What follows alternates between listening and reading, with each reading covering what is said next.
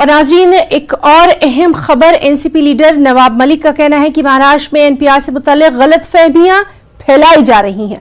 भीमा कोरेगांव की जांच कराने का हक रियासती हुकूमत को है, मरकज को इसमें दखल नहीं देना चाहिए।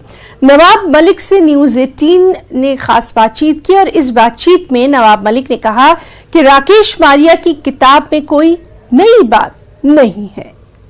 इसमें सेंसस होना हर 10 साल में संवैधानिक प्रक्रिया है।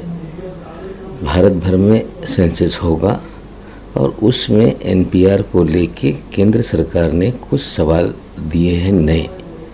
2008 में भी एनपीआर को लेके सवाल तय किए गए थे।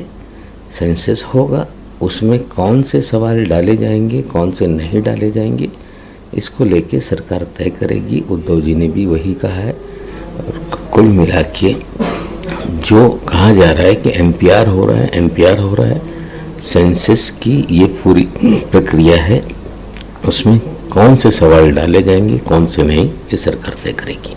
पवार साहब ने स्पष्ट किया है कि एल्गार परिषद को लेके जांच होगी। सुप्रीम कोर्ट के भी कुछ ऑब्जर्वेशन है कि इसमें कुछ गड़बड़ी है और एनआईए के कानून में भी अधिकार राज्य सरकार को है कि वो जांच कर सकती है। पहले दिन से हम कह रहे थे इसमें फर्जीवाड़ा है, निश्चित रूप से जांच होगी और जो सच्चाई है वो देश के सामने आएगी।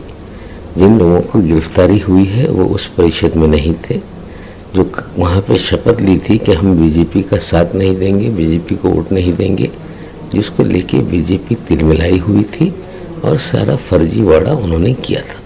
मारिया जी की किताब में फेक आईडी की जो बात कही गई, हमारी जानकारी है वो चार्जशीट में भी है।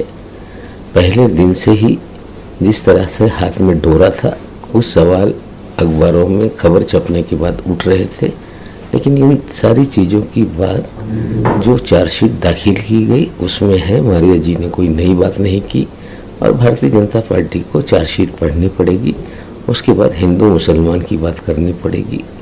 हम लोगों ने गिरफ्तारी की, हमने फांसी दी, मुकदमा चलाया।